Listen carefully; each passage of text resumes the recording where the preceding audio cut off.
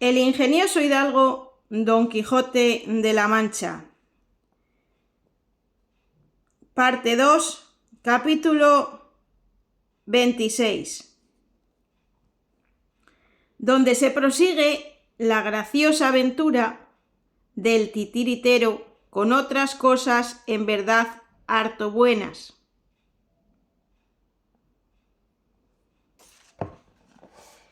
Callaron todos, tirios y troyanos.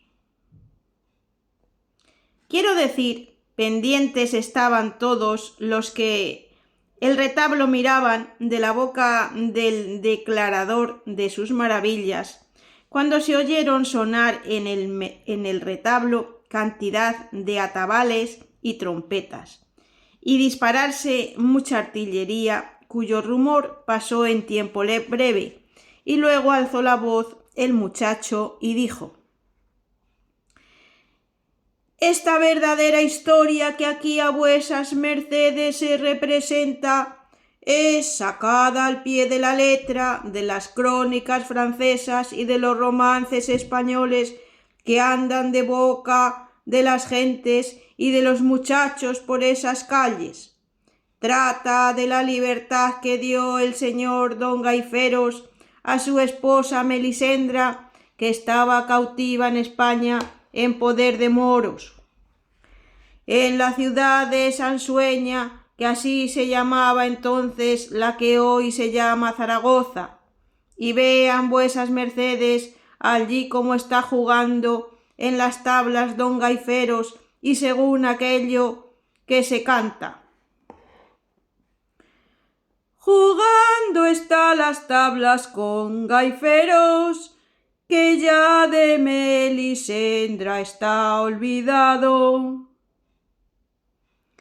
Y aquel personaje que aquí asoma, con corona en la cabeza y ceptro en las manos, es el emperador Carlomagno, padre putativo de la tal Melisendra, el cual, mohíno de ver el ocio y descuido de su yerno, le sale a reñir, y adviertan con la vehemencia y ahínco que le riñe, que no parece sino que le quiere dar con el ceptro media docena de coscorrones, y aún hay autores que dicen que se los dio, y muy bien dados, y después de haberle dicho muchas cosas acerca del peligro que corría su honra en no procurar la libertad de su esposa, dicen que le dijo: harto os he dicho, miradlo. Miren vuestras mercedes también cómo el emperador vuelve las espaldas y deja despechado a don Gaiferos, el cual ya ven cómo arroja impaciente la cólera lejos de sí el tablero y las tablas, y pide apriesa las armas, y a don Roldán, su primo, pide prestada su espada Durindana, y como Roldán no se la quiere prestar, ofreciéndole su compañía en la difícil empresa en que se pone, pero el valeroso enojado no lo quiere aceptar, antes dice que él solo es bastante para sacar a su esposa, si bien estuviese metida en el más hondo centro de la tierra, y con esto se entra a armar para ponerse luego en camino. Vuelvan vuesas mercedes los ojos a aquella torre que allí parece, que se presupone que es una de las torres del Alcázar de Zaragoza, que ahora llaman la Aljafaría, y aquella dama que en aquel balcón parece vestida a lo moro es la sin par Melisendra, que desde allí muchas veces se ponía a mirar el camino de Francia, y puesta la imaginación en París y en su esposo, se consolaba en su cautiverio. Miren también un nuevo caso que ahora sucede, quizá no visto jamás. ¿No ven aquel moro que calladico y pasito a paso, puesto el dedo en la boca, se llega por las espaldas de Melisendra? Pues miren cómo le da un beso en mitad de los labios y la priesa que ella se da a escupir, y a limpiárselos con la blanca manga de su camisa, y cómo se lamenta y se arranca de pesar sus hermosos cabellos, como si ellos tuvieran la culpa del maleficio. Miren también cómo aquel grave moro que está en aquellos corredores es el rey Marsilio de Sansueña, el cual, por haber visto la insolencia del moro, puesto que era un pariente y gran privado suyo, le mandó luego prender y que le den 200 azotes, llevándole por las calles acostumbradas de la ciudad, con chilladores delante y embaramiento detrás. Y veis aquí donde salen a ejecutar la sentencia, aun bien apenas no habiendo sido puesta en ejecución la culpa, porque entre moros no hay traslado a la parte, ni a prueba y estese, como entre nosotros. Niño, niño, dijo en voz alta a esta sazón Don Quijote, seguid vuestra historia línea recta y no os metáis en las curvas o transversales, que para sacar una verdad en limpio menester son muchas pruebas y repruebas. También dijo maese Pedro desde dentro, muchacho, no te metas en dibujo, sino haz lo que ese señor te manda, que será lo más acertado. Sigue tu canto llano y no te metas en contrapuntos que se suelen quebrar de sotiles. Yo lo haré así, respondió el muchacho, y prosiguió diciendo, esta figura que aquí parece a caballo cubierta con una carga gascona es la mesma de don Gaiferos, a quien su esposa, ya vengada del atrevimiento del enamorado moro, con mejor y más sosegado semblante se ha puesto a los miradores de la torre y habla con su esposo, creyendo que es algún pasajero con quien pasó todas aquellas razones y coloquios de aquel romance que dice: caballeros, si a Francia ides, por Gaiferos preguntad. Los cuales no digo yo ahora, porque la prolijidad se suele engendrar el fastidio. Basta ver cómo don Gaifero se descubre y que por los ademanes alegres que Melisendra hace se nos da a entender que él ya le ha conocido. Y más ahora que vemos se descuelga del balcón para ponerse en las ancas del caballo de su buen esposo. Mas, ¡ay! Sin ventura, que se le han asido una punta del faldellín de uno de los hierros del balcón, y está pendiente en el aire sin poder llegar al suelo. Pero veis cómo el piadoso cielo socorre en las mayores necesidades, pues llega don Gaiferos y sin mirar si se rasgará o no el rico faldellín, ase de ella y mal de su grado le hace bajar al suelo y luego de un brinco la pone sobre las ancas de su caballo, a horcajadas, como hombre, y le manda que se tenga fuertemente y le eche los brazos en las espaldas, de modo que los cruce en el pecho, porque no se caiga, a causa que no estaba la señora Melisendra acostumbrada a semejantes caballerías. Veis también cómo los relinchos del caballo dan señales que va contento como con la valiente y hermosa carga que lleva en su señor y en su señora. Veis cómo vuelven las espaldas y salen de la ciudad y alegres y regocijados toman de París la vía. Vais en paz, par sin par de verdaderos amantes. Lleguéis a salvamento a vuestra deseada patria, sin que la fortuna ponga estorbo en vuestro felice viaje. Los ojos de vuestros amigos y parientes os vean gozar en paz tranquila los días que los de Néstor sean, que os quedan de la vida. Aquí alzó otra vez la voz maese Pedro y dijo: Llaneza, muchacho, no te encumbres, que toda afectación es mala. No respondió nada el intérprete, antes prosiguió diciendo: No faltaron algunos ociosos ojos que lo suelen ver todo, que no viesen la bajada y la subida de Melisendra, de quien dieron noticia al rey Marsilio, el cual mandó luego tocar el arma, y miren con qué priesa, que ya la ciudad se hunde con el son de las campanas, que en todas las torres de las mezquitas suenan. Eso no, dijo a esta sazón don Quijote. En esto de las campanas anda muy impropio maese Pedro, porque entre moros no se usan campanas, sino atabales, y en género de dulzainas, que parecen nuestras chirimías, y esto de sonar campanas en Sansueña, sin duda que es un gran disparate. Lo cual, oído por maese Pedro, cesó de tocar y dijo: No mire vuesa merced en niñería, señor don Quijote, ni quiera llevar las cosas tan por el cabo que no se le halle. No se representan por ahí casi de ordinario 1000 comedias llenas de 1000 impropiedades, disparates, y con todo eso corren felicísimamente su carrera y se escuchan, y no solo con aplausos, sino con admiración y todo. Prosigue, muchacho, y deja decir que como yo llene mi talego, si quiere represente más impropiedades que tiene átomos el sol. Así es la verdad, replicó don Quijote. Y el muchacho dijo: Miren cuánta y cuán lúcida caballería sale de la ciudad en seguimiento de los dos católicos amantes, cuántas trompetas que suenan, cuántas dulzainas que tocan, y cuántos atabales y atambores que retumban. Témome que los han de alcanzar y los han de volver atados a la cola de su mismo caballo, que sería un horrendo espectáculo.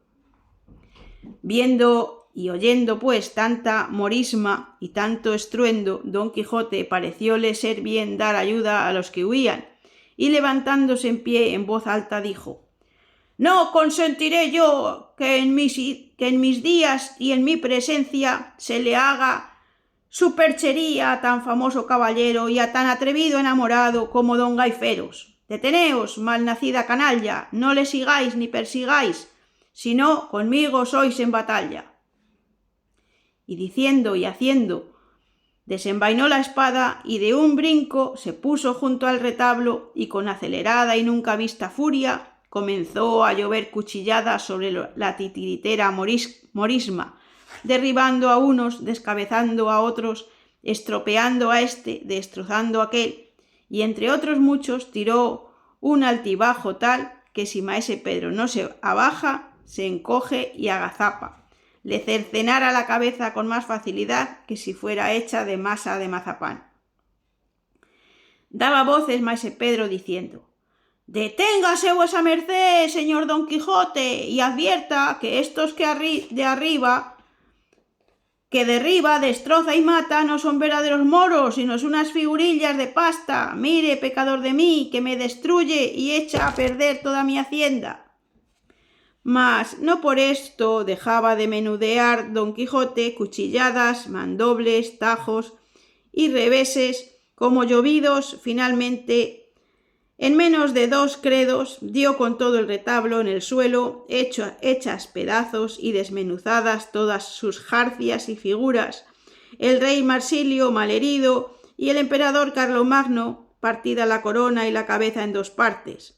Alborotóse el senado de los oyentes, huyóse el mono por los tejados de la venta, temió el primo, acobardóse el paje, y hasta el mesmo Sancho Panza tuvo pavor grandísimo, porque, como él juró después de pasada la borrasca, jamás había visto a su señor con tan desatinada cólera.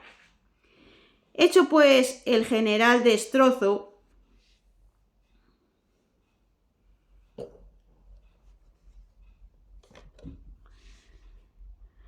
del retablo, sosegóse un poco don Quijote y dijo: Quisiera yo tener aquí delante a este punto todos aquellos que no creen ni quieren creer de cuánto provecho sean en el mundo los caballeros andantes. Miren si no me hallara yo aquí presente que fuera del buen don Gaiferos y de la hermosa Melisendra. A buen seguro que esta fuera ya la hora que los hubieran alcanzado. En resolución, viva la andante caballería sobre cuantas cosas hoy viven en la tierra. ¡Viva enhorabuena!, dijo a esta sazón con voz enfermiza maese Pedro. ¡Y muera yo! Pues soy tan desdichado que puedo decir con el rey don Rodrigo: ayer fui señor de España y hoy no tengo una almena que pueda decir que es mía. No a media hora, ni un mediano momento, que me vi señor de reyes y de emperadores, llenas mis caballerizas y mis cofres y sacos de infinitos caballos y de innumerables galas, y agora me veo desolado y abatido, pobre, mendigo, y sobre todo sin mi mono, que a fe que primero que le vuelva a mi poder me han de sudar los dientes, y todo por la furia mal considerada de este señor caballero, de quien se dice que ampara pupilos y endereza tuertos y hace otras obras caritativas, y en mí solo ha venido a faltar su intención generosa. Que sean benditos y alabados los cielos allá donde tienen más levantados sus asientos. En fin, el caballero de la triste figura había de ser aquel que había de desfigurar las mías. Enternecióse Sancho Panza con las razones de maese Pedro y dijo: no llores, maese Pedro, ni te lamentes, que me quiebras el corazón, porque te hago saber que es mi señor Don Quijote tan católico y escrupuloso cristiano, que si él cae en la cuenta de que te ha hecho algún agravio, te lo sabrá y te lo querrá pagar y satisfacer con muchas ventajas. Con que me pagase el señor Don Quijote alguna parte de las hechuras que me ha deshecho, quedaría contento, y su merced aseguraría su conciencia, porque no se puede salvar quien tiene lo ajeno contra la voluntad de su dueño y no lo restituye. Así es, dijo Don Quijote, pero hasta ahora yo no sé que tenga nada vuestro, maese Pedro. ¿Cómo no?, respondió maese Pedro. ¿Y esas reliquias que están por este duro y estéril suelo? ¿Quién las esparció y aniquiló, sino la fuerza invencible de ese poderoso brazo? ¿Y cuyos eran sus cuerpos sino míos? ¿Y con quién me sustentaba yo, sino con ellos? Ahora acabo de creer, dijo a este punto Don Quijote, lo que otras muchas veces he creído, que estos encantadores que me persiguen no hacen sino ponerme las figuras como ellas son delante de los ojos, y luego me las mudan y truecan en las que ellos quieren. Real y verdaderamente os digo, señores, que me oís, que a mí me pareció todo lo que ahí ha pasado, que pasaba al pie de la letra, que Melisendra era Melisendra, don Gaiferos, Marsilio y Carlomagno. Por eso se me alteró la cólera, y por cumplir con mi profesión de caballero andante quise dar ayuda y favor a los que huían. Y con este buen propósito hice lo que habéis visto. Si me ha salido al revés, no es culpa mía, sino de los malos que me persiguen. Y con todo esto, de este mi yerro, aunque no ha procedido de malicia, quiero yo mismo condenarme en costas. Vea maese Pedro lo que quiere por las figuras deshechas, que yo me ofrezco a pagárselo inmediatamente en muy buena y corriente moneda castellana. Inclinóse maese Pedro diciendo: no esperaba yo menos de la inaudita cristiandad del valeroso Don Quijote de la Mancha, verdadero socorredor y amparo de todos los necesitados y menesterosos, vagamundos, y aquí el señor Ventero y el gran Sancho serán medianeros y apreciadores entre vuesa merced, y yo de lo que valen o podían valer las ya deshechas figuras. El Ventero y Sancho dijeron que así lo harían, y luego maese Pedro alzó del suelo con la cabeza menos con la cabeza menos al rey Marsilio de Zaragoza, y dijo: «Ya se ve cuán imposible es volver a este rey a su ser primero, y así me parece, salvo mejor juicio, que se me dé por su muerte fin y acabamiento 4 reales y medio». «Adelante», dijo Don Quijote. «Pues por esta abertura de arriba abajo», prosiguió Maese Pedro, tomando en las manos al partido emperador Carlomagno, «no sería mucho que pidiese yo 5 reales y un cuartillo». «No es poco», dijo Sancho. «Ni mucho», replicó el ventero. «Médiese la partida y señálense 5 reales». «Dénsele todos 5 y cuartillo», dijo Don Quijote, «que no está en un cuartillo más o menos la monta de esta notable desgracia, y acabe presto, Maese Pedro, que se hace hora de cenar y yo tengo ciertos barruntos de hambre».